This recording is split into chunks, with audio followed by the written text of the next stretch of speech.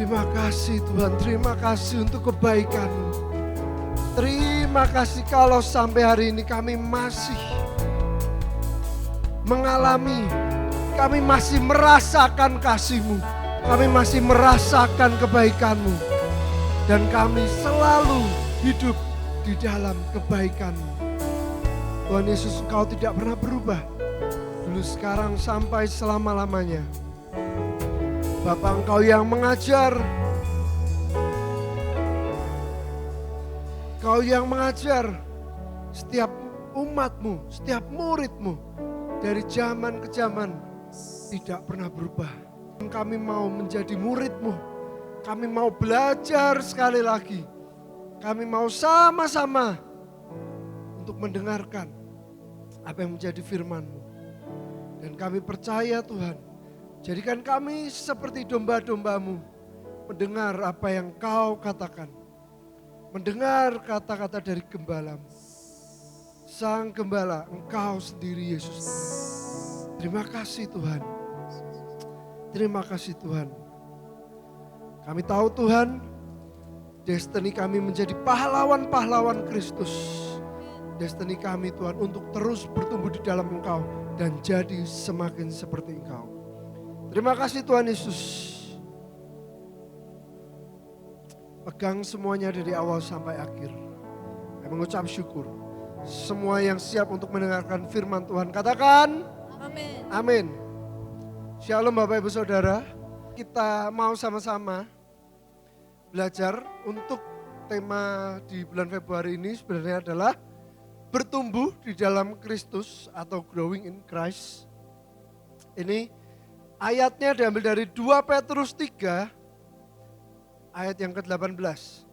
Tetapi bertumbuhlah dalam kasih karunia dan dalam pengenalan akan Tuhan dan juru selamat kita Yesus Kristus.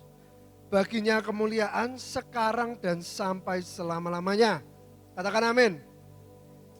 Sekali lagi, tetapi bertumbuhlah apa? Dalam kasih karunia dan dalam pengenalan akan Tuhan dan juru selamat kita Yesus Kristus. Baginya kemuliaan sekarang dan sampai selama-lamanya. Amin. Bapak Ibu Saudara, kita selalu hidup ini, dari kecil kita selalu bertumbuh. Puji Tuhan, di sini kita semua bertumbuh dari kecil sampai sekarang secara fisik betul bertumbuh. Karena apa? Karena bertumbuh itu adalah proses bertambah tinggi, volume, atau massa tubuh ya. Jadi kita bisa lihat biasanya contohnya adalah tambah tinggi dan massa tubuhnya dulu tidak segitu. Mas Denny, tuh massa tubuhnya mungkin dulu tidak seperti itu. Ada punya foto masa mudanya? Apakah kurus, Mas Denny? Oh kurus, berarti benar ya. Sekarang semakin gemoy Bapak Ibu Saudara. Nah, jadi pasti ada pertumbuhan itu, ada pertambahan, ada penambahan. Entah itu di tinggi, entah itu di massa tubuh, volume, seperti itu. Apa yang terjadi bila kita tidak bertumbuh? Stunting. Stunting ini gagal bertumbuh atau kurangnya asupan gizi. Stunting ini tidak bisa bertumbuh karena kekurangan gizi. Stunting beda dengan genetik. Nah, kalau genetik itu bisa jadi dari keturunan. Bisa jadi kesalahan genetik juga atau keunikan perbedaan genetik yang membuat orang itu menjadi kerdil. Ya. Ada juga genetik yang membuat seseorang tidak bisa bertumbuh lebih tinggi lagi. Mungkin dari faktor orang tuanya. Itu genetik. Aku punya contoh video ini karena saya hobi ikan Bapak Ibu Saudara. Jadi dulu itu kalau di dunia ikan hias itu ikan yang kerdil, yang badannya pendek, gak bisa tumbuh-tumbuh, itu malah termasuk golongan yang unik dan harganya mahal. Ini ikan sejatinya sebenarnya di alam Dia itu size-nya bisa mencapai 3 meter. Tapi entah gimana, sangat banyak jadi perubahan evolusi entah zaman, entah rekayasa manusia, rekayasa genetik dan segala macam. Ikan ini jadi namanya short body. Genetiknya berubah. Dia jadinya kerdil.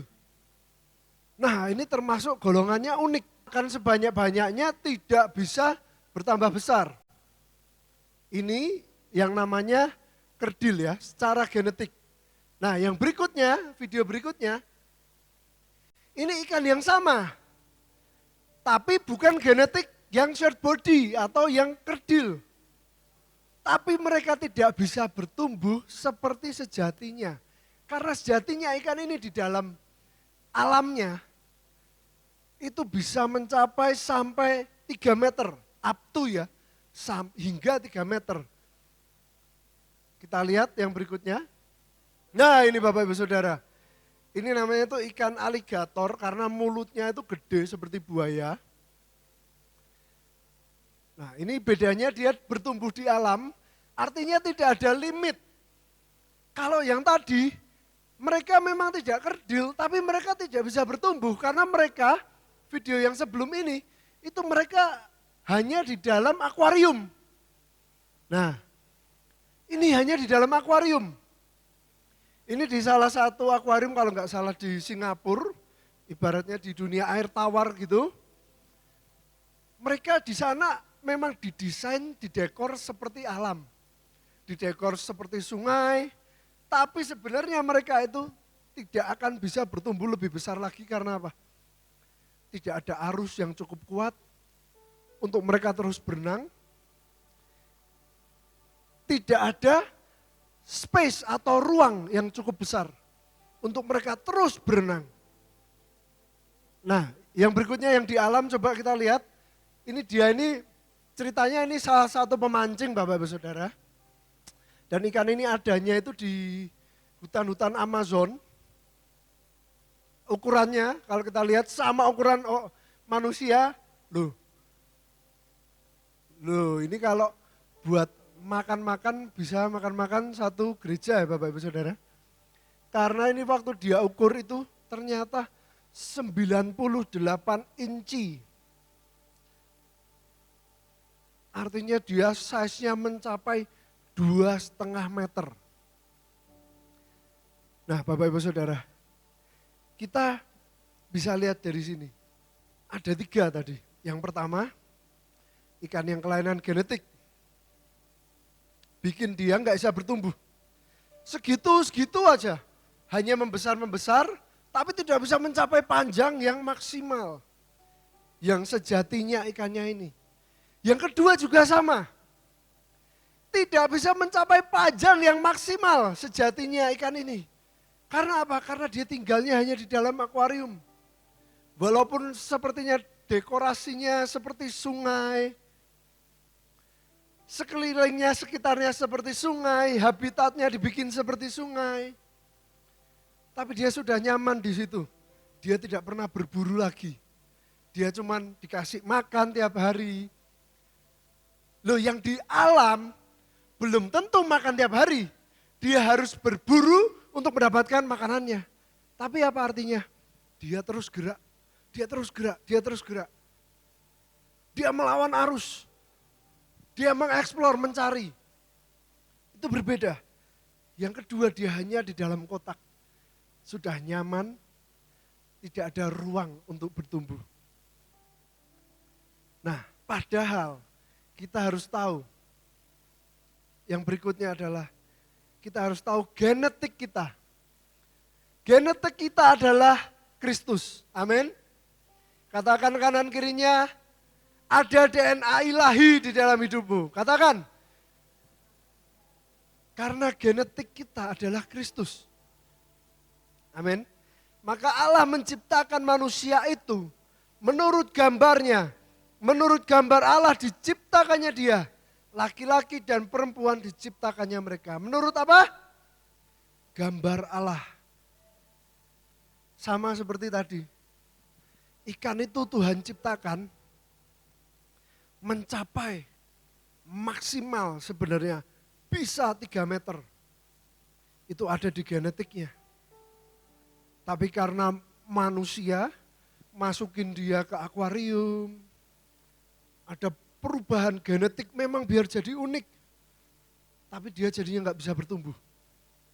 Sama seperti kita harus tahu sejatinya diri kita, gambar diri kita, itu siapa di hadapan Tuhan. Sejatinya adalah kita diciptakan menurut gambarnya. Amin. Yang berikutnya, kenapa sih? Kenapa kok kita harus bertumbuh? Galatia 4 yang pertama ayat sampai yang ke-7. Yang dimaksud ialah selama seorang ahli waris belum akil balik, sedikit pun ia tidak berbeda dengan seorang hamba. Sungguh pun ia adalah Tuhan sesuatu, tetapi ia berada di bawah perwalian dan pengawasan sampai pada saat yang telah ditentukan oleh Bapaknya. Demikian pula siapa? Kita. Selama kita belum akil balik, kita takluk juga kepada roh-roh dunia, tetapi setelah genap waktunya, maka Allah mengutus anaknya yang lahir dari seorang perempuan dan takluk pada hukum Taurat. Ia diutus untuk menebus mereka yang takluk kepada hukum Taurat, supaya kita diterima menjadi apa? Anak. Dan karena kamu adalah anak, maka Allah telah menyuruh roh anaknya ke dalam hati kita yang berseru, ya Aba, ya Bapa. Jadi kamu bukan lagi hamba, melainkan anak.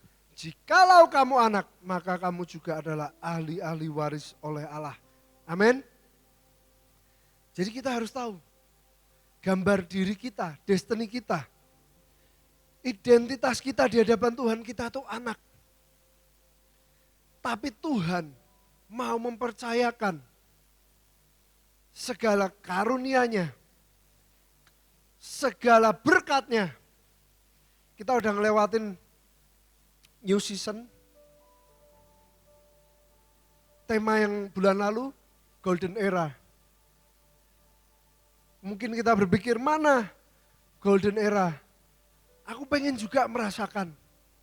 Bapak Ibu Saudara, sekali lagi, apakah kita sudah siap untuk menerima berkat rohani, berkat jasmani, berkat jiwani?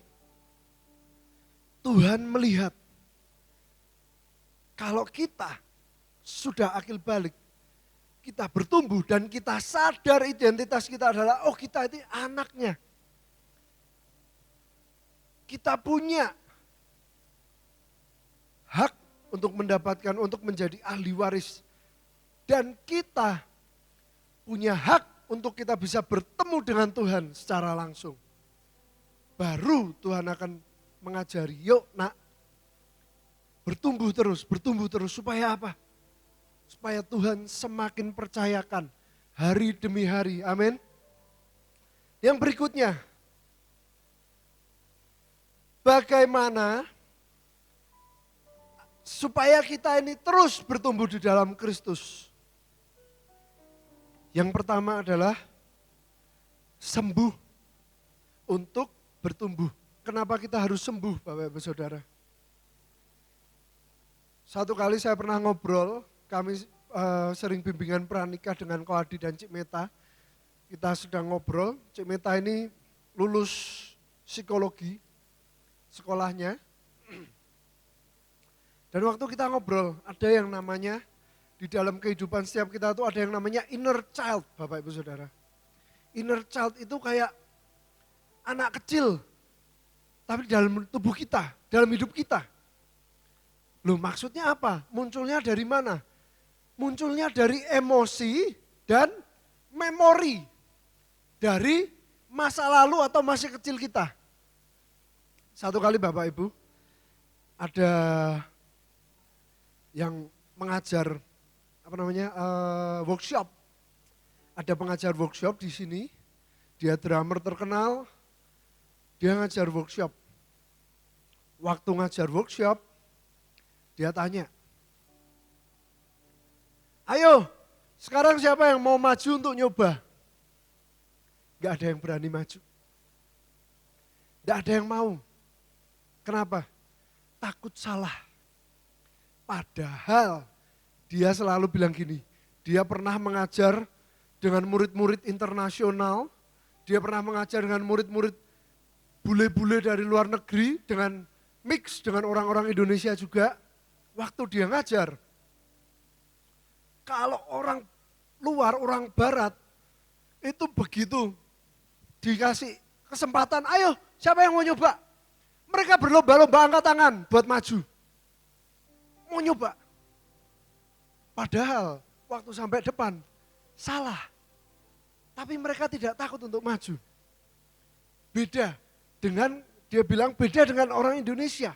Kenapa? Karena dari kecil, sadar atau tidak, orang Asia dan orang Indonesia, waktu kita di sekolah, tiap kali kita disuruh jawab sesuatu, mau nanya sesuatu, kita takut. Takut salah. Nah, itu sebenarnya terbawa sampai kita besar, sampai kita dewasa.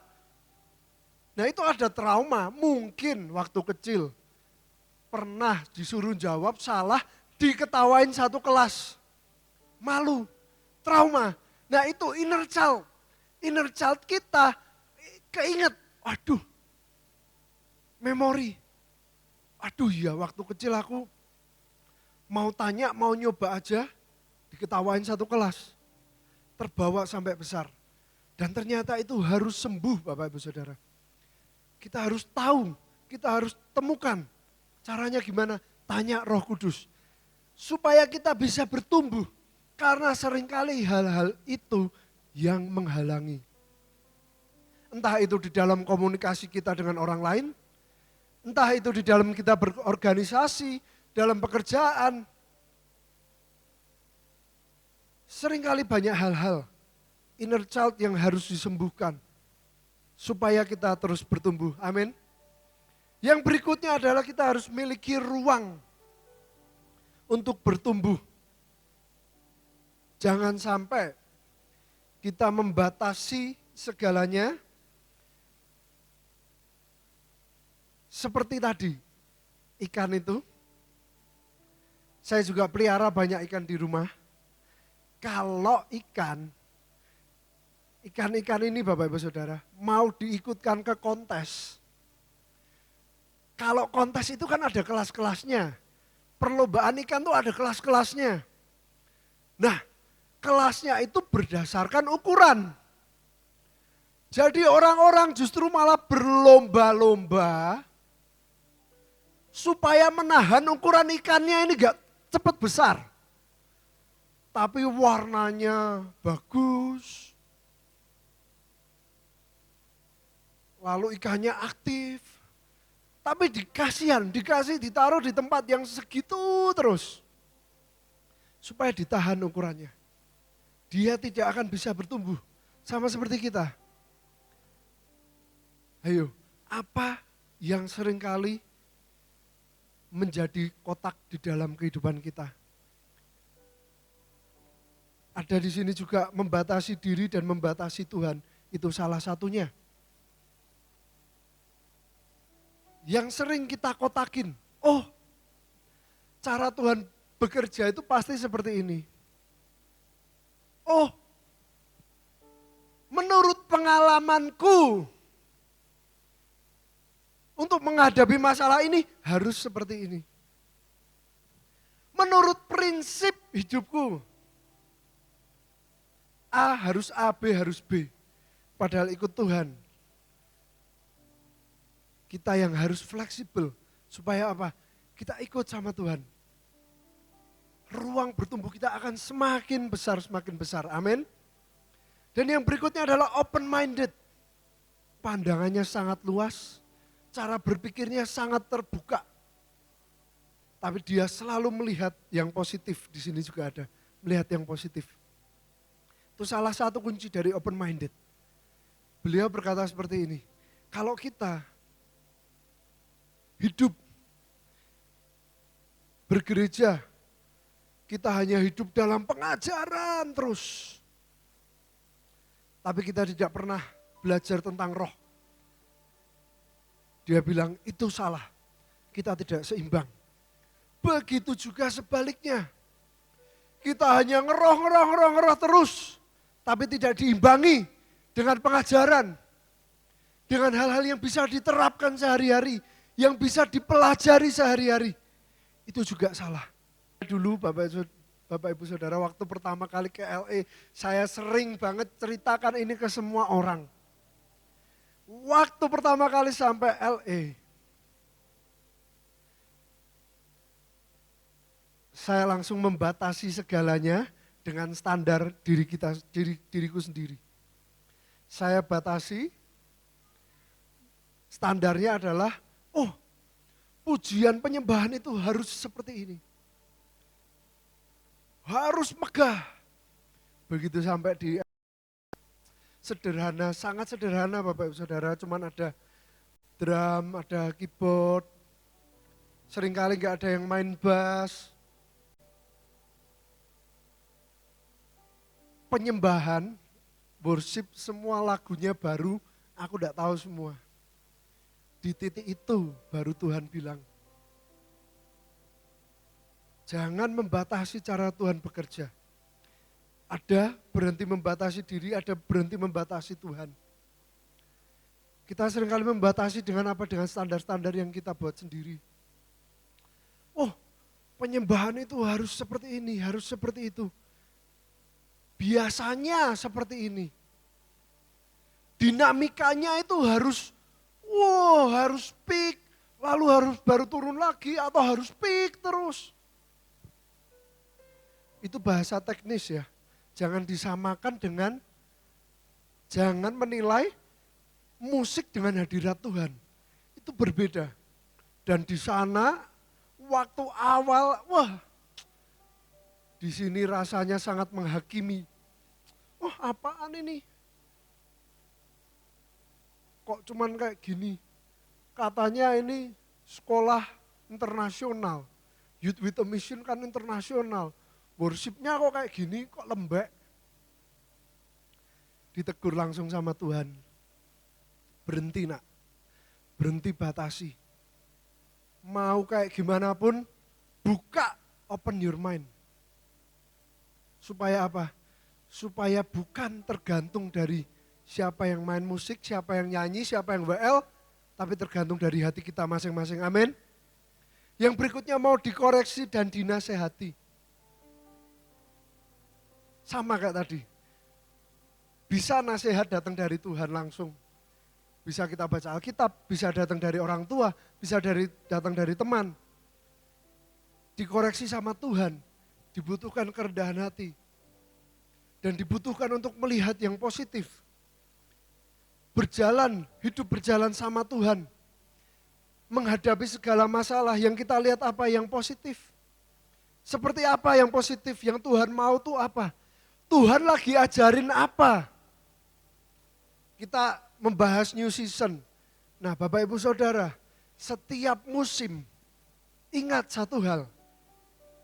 Kita udah lewati satu musim, kita harus cek dan recheck. Tuhan, di musim yang lalu ini Engkau ajarin aku apa sih? Nah, itu kita pakai. Untuk apa? Untuk bekal supaya kita bisa bertumbuh. Amin. Berhenti membatasi diri, berhenti membatasi Tuhan, tadi kita sudah bahas. Nah yang berikutnya adalah bahaya comparison. Waktu saya di YWAM ini juga dibahas Bapak Ibu Saudara. Dibahasnya adalah comparison kills. Nah artinya apa? Perbanding-bandingan atau membanding-bandingkan itu membunuh. Kejam ya. Tapi betul, membunuh apa? Membunuh potensi, membunuh jati diri kita. Nah, waktu saya masih kecil Bapak Ibu Saudara, dari SD itu di sini masih ingat semua ya sama Patrick, banyak yang kenal juga sama Patrick, sepupu saya. Dari kecil saya sama Patrick itu bareng terus.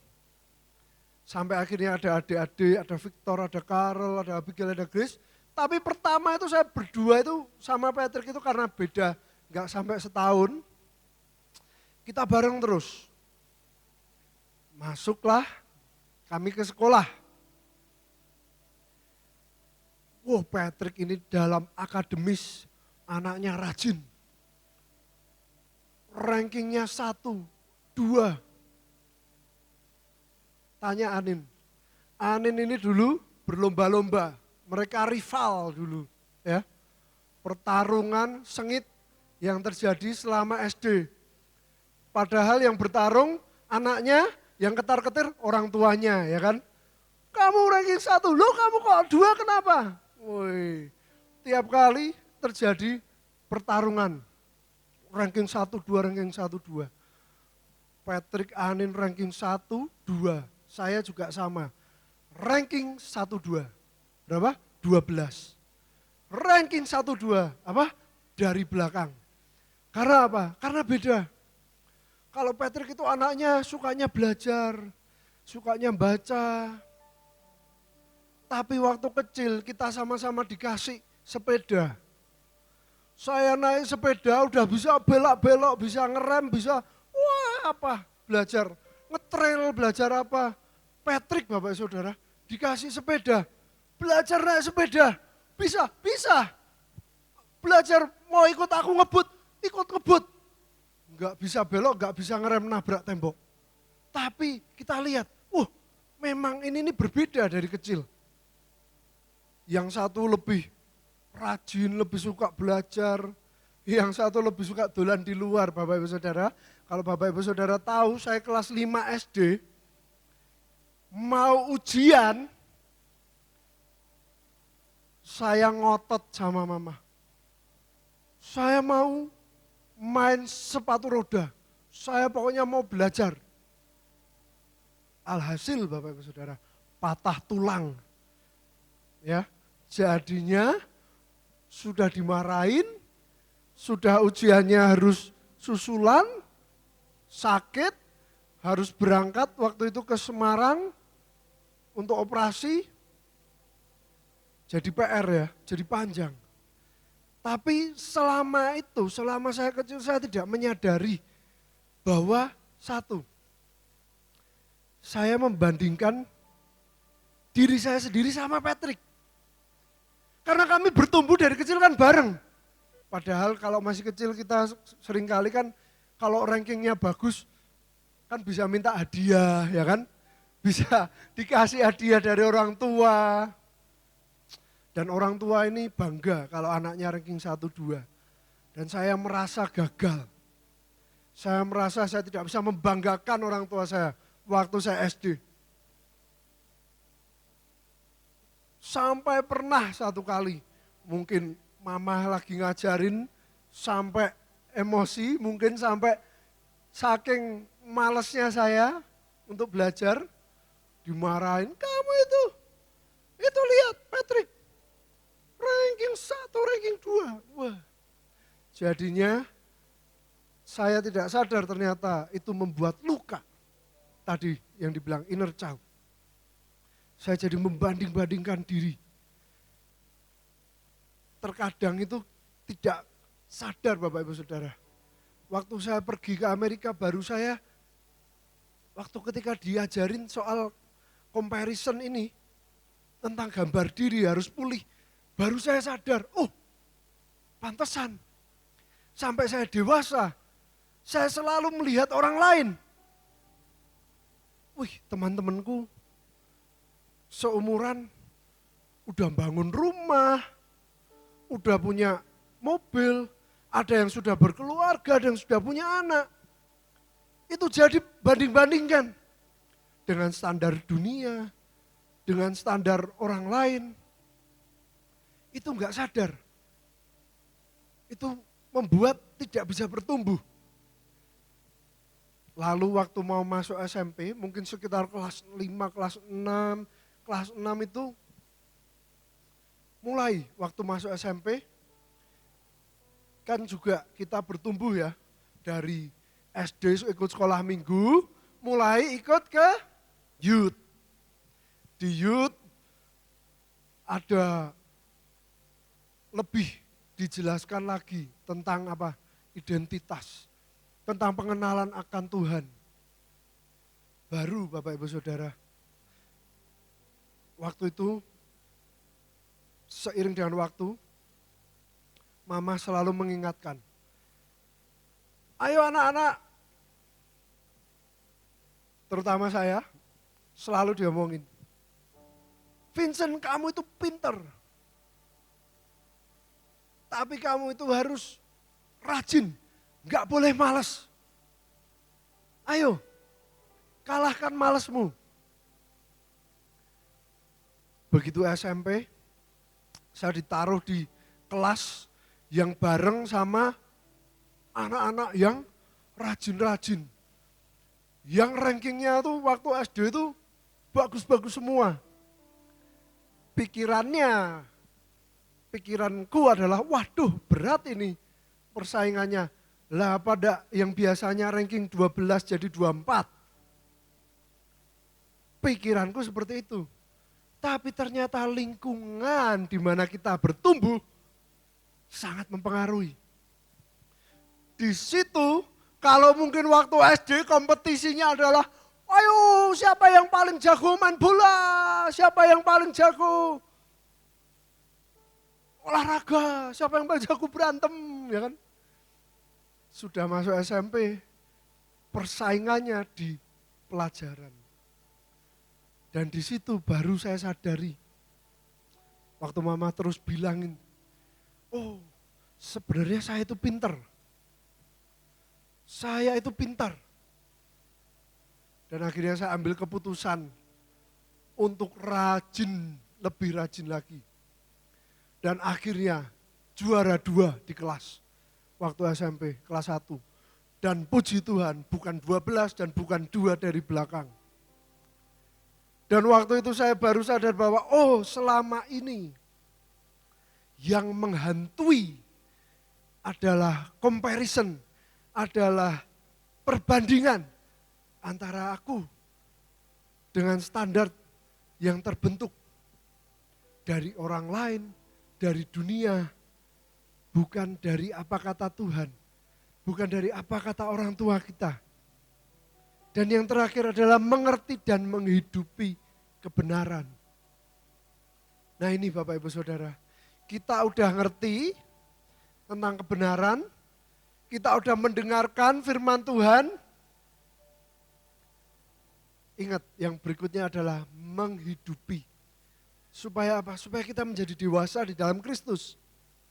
Kalau kita tidak menghidupi, ibaratnya ujiannya teori semua, enggak ujian praktek. Kalau Bapak Ibu Saudara ujian SIM hanya ujian teori, baru belajar naik motor, baru pertama kali bikin SIM, tidak ada ujian praktek, bahaya. Membahayakan siapa? Diri sendiri dan orang lain, betul? Sama, ikut Tuhan. Supaya kita bisa bertumbuh, harus menghidupi.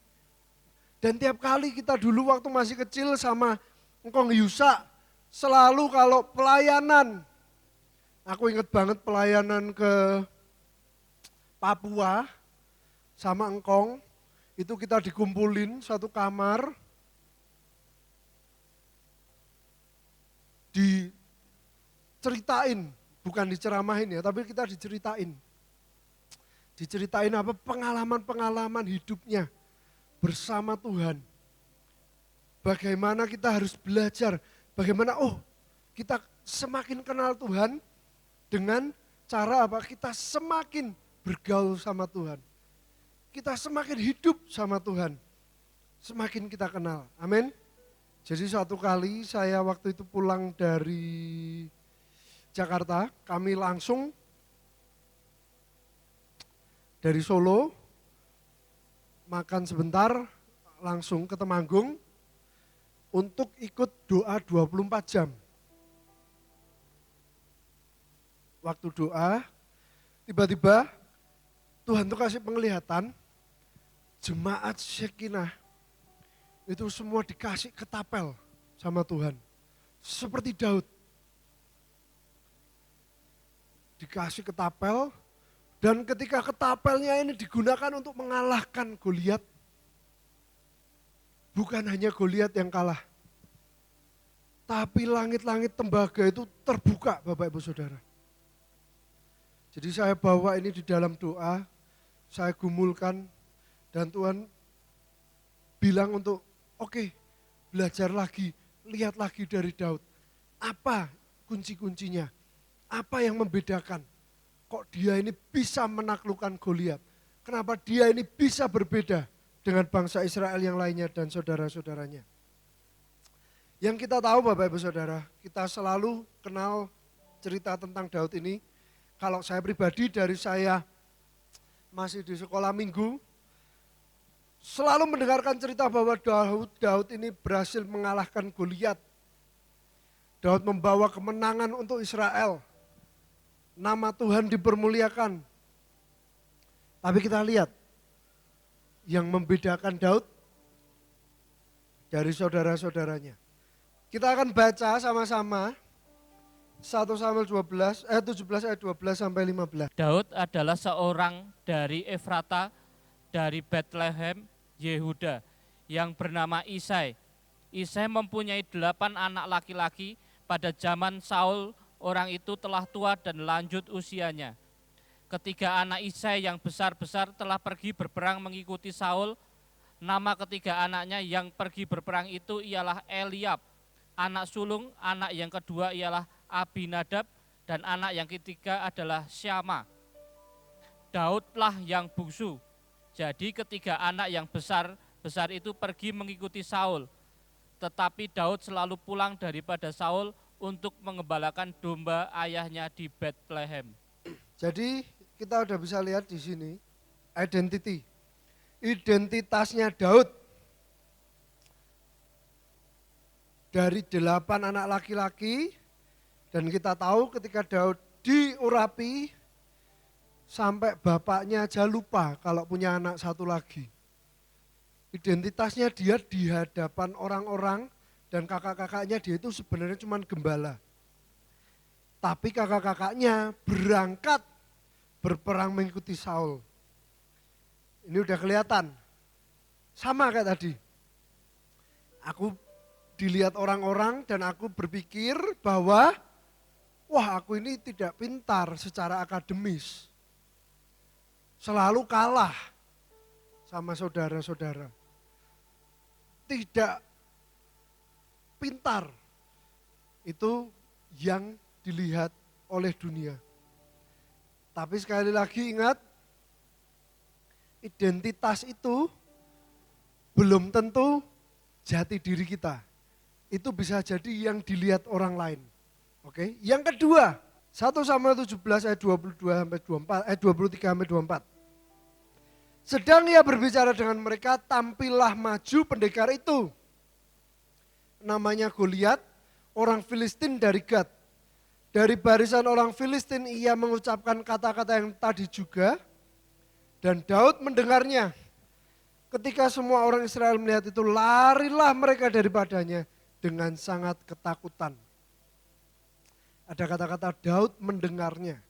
Dan ini dibilang bahwa orang Filistin itu, si Goliat ini mengucapkan kata-kata yang tadi. Kata-kata ini sebenarnya Goliat menantang dan mencemooh bangsa Israel.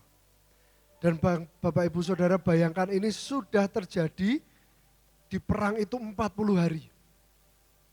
Jadi setiap hari identitasnya bangsa Israel itu dirusak sama Goliat. Tiap hari dia datangi diomongin, ayo siapa yang berani? Mana? Direndahkan, disepelekan setiap hari. Makanya setelah jalan 40 hari bangsa Israel, ketika tiap kali Goliat maju, takutlah mereka. Karena apa? Udah rusak jati dirinya. Mereka udah enggak ingat siapa Tuhannya, mereka udah enggak peduli lagi, mereka hanya terintimidasi. Nah Bapak Ibu Saudara, siapa yang tiap hari iblis datang mencoba mengintimidasi kita. Seringkali kita tidak sadar, tapi Daud beda. Yang tadi yang pertama, Daud ini adalah gembala. Kakak-kakaknya pasukan. Nah, tempat bertumbuhnya udah beda. Kakak-kakaknya memang pasukan, memang dilatih. Tapi mereka punya standar. Dan menurut standar mereka, mereka tidak akan bisa mengalahkan Goliat. Ayo. Tapi Daud walaupun dia gembala, nanti yang berikutnya karena dia mengenal jati dirinya dan Tuhannya. Tapi yang di sini dikatakan bahwa Daud mendengarnya. Artinya apa? Di situ dia mengidentifikasi siapa sih ini? Kok sampai mencemooh bangsa Israel? 1 Samuel 17 ayat yang ke-26, lalu berkatalah Daud kepada orang-orang yang berdiri di dekatnya. Apakah yang akan dilakukan kepada orang yang mengalahkan orang Filistin itu dan menghindarkan cemooh dari Israel? Siapakah orang Filistin yang tak bersunat ini sampai ia berani mencemooh barisan daripada Allah yang hidup? Daud mendengarnya dan dia mencari tahu. Dia mengidentifikasi siapa musuhnya. Siapa yang mencemooh bangsa Israel ini. Sama Bapak Ibu Saudara. Hari-hari ini identifikasi seperti Daud. Apa yang menjadi kekhawatiran kita yang setiap hari datang seperti Goliat? Apa yang menjadi ketakutan kita yang setiap hari datang di pikiran kita? Mengintimidasi. Identifikasi. Cari tahu. Tanya sama siapa? Tanya sama Roh Kudus. Tuhan, tolong Tuhan. Buat aku mengerti dan mengenali musuhku. Siapa sih ini? Roh apa? Identifikasi semua intimidasi. Daud mengenal siapa dirinya di hadapan Tuhan. Dia bertumbuh di dalam Tuhan. Dia bergantung pada Allahnya. Nah ini yang membedakan. Walaupun Daud ini gembala, tapi dia sudah terbiasa untuk mengalahkan singa dan beruang. 1 Samuel 17, 34-37. Tetapi Daud berkata kepada Saul, hambamu ini biasa menggembalakan kambing domba ayahnya. Apabila datang singa atau beruang yang menerkam seekor domba dari kawanannya, maka aku mengejarnya, menghajarnya dan melepaskan domba itu dari mulutnya. Kemudian apabila ia berdiri menyerang aku, maka aku menangkap janggutnya lalu menghajarnya dan membunuhnya. Baik singa maupun beruang telah dihajar oleh hambamu ini. Dan orang Filistin yang tidak bersunat itu, ia akan sama seperti salah satu daripada binatang itu. Karena ia telah mencemooh barisan daripada Allah yang hidup. Pula kata Daud, Tuhan yang telah melepaskan aku dari cakar singa dan dari cakar beruang, dia juga akan melepaskan aku dari tangan orang Filistin itu. Kata Saul pada Daud, pergilah, Tuhan menyertai engkau. Sekarang bisa kelihatan, Daud walaupun dia hanya menggembalakan domba, tapi Tuhan Allahnya yang melatih dia, mengajari dia. Tiap ada beruang, ada singa menerkam dombanya, dia mengalahkan itu. Dan bukan cuma itu, Daud mengenal siapa Tuhannya, siapa Allahnya. Walaupun dia dilupakan oleh keluarganya, disepelekan oleh kakak-kakaknya.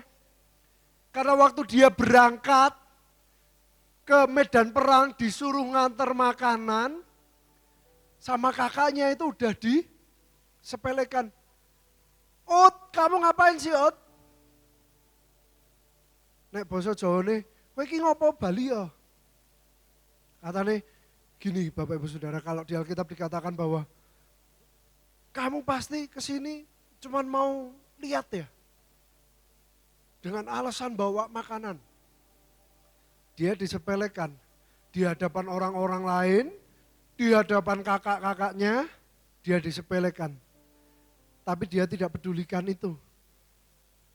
Selama ini, apa yang bikin dia sangat yakin? Ayo, sampai berani maju ke Saul.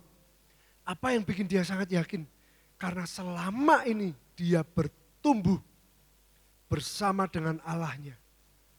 Siapa yang mengajari Daud? Allahnya, Tuhannya. Dan dari situ Daud bangkit.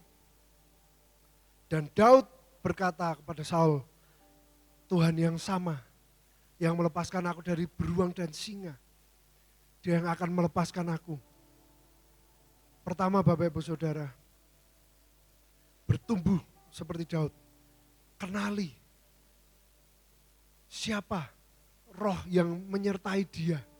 Siapa Tuhan Allah Israel.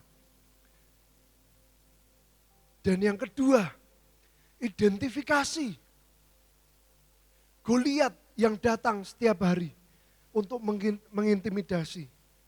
Semua ketakutan, semua kekhawatiran kita, semua kelemahan kita, kemalasan kita, apalagi kesombongan kita, kebenaran diri sendiri kita, bisa jadi itu adalah Goliat-Goliat yang datang. Atau singa atau beruang yang Tuhan pakai untuk melatih bertumbuh seperti Daud. Jadi singkat cerita, waktu kami di Jakarta, kami bertemu dengan saudara-saudara.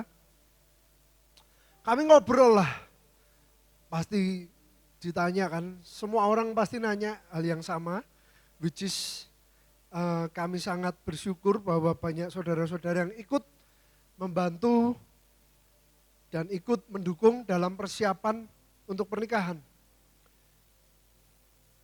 Dan bukan cuma itu, waktu itu kami ditanya bahwa waktu itu Karel ngobrol, dia bilang gini, gimana kok sudah ada destinasi untuk pergi honeymoon belum? Wah kita ngobrol lah, ya nih masih dipertimbangkan untuk perginya kemana.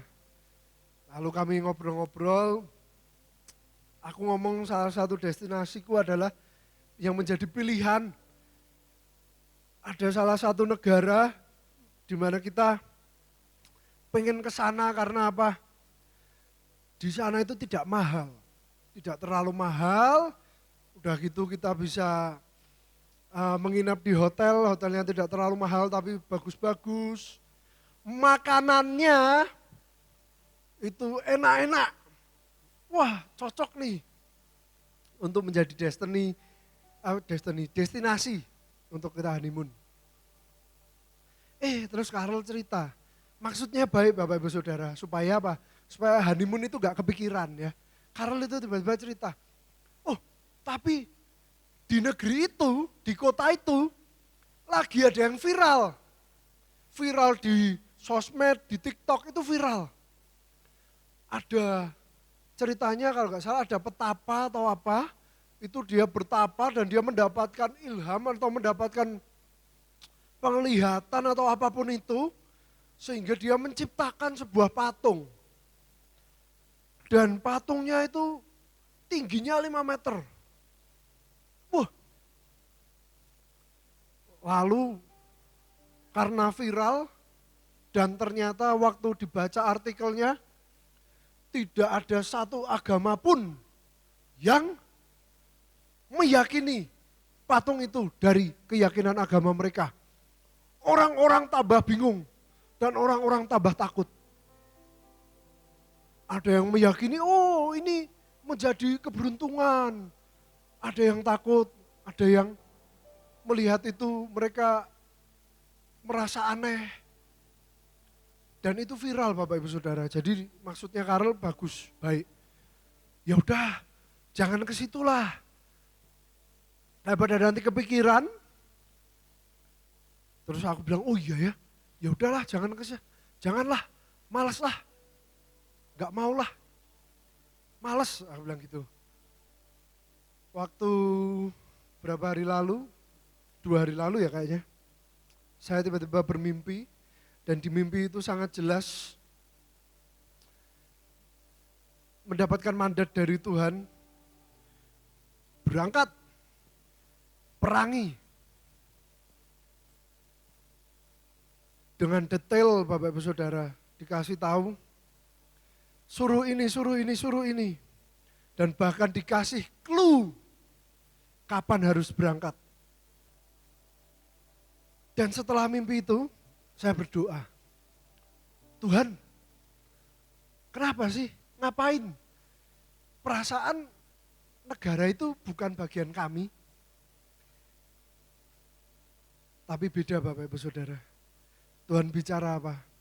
Nak, jangan seperti bangsa Israel. Jadilah seperti Daud. Semua orang lihat Goliat takut dan gentar, ketakutan. Bangsa Israel ketakutan. Ingat, kenali siapa Tuhanmu. Bangkit, kalahkan.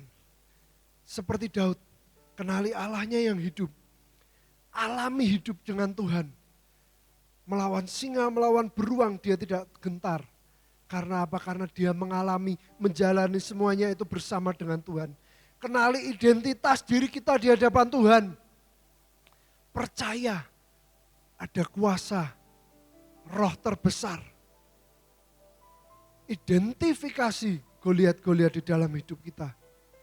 Yang terakhir, jadi kuat, berani, jangan takut. Dan kalahkan Goliat. Bapak Ibu Saudara, Daud bertumbuh bersama Tuhan. Dia menulis Mazmur, dia sebelum Tuhan Yesus datang ke bumi. Sebelum Tuhan Yesus turun ke bumi, tapi Daud sudah mengalami hubungan pribadi dengan Tuhan.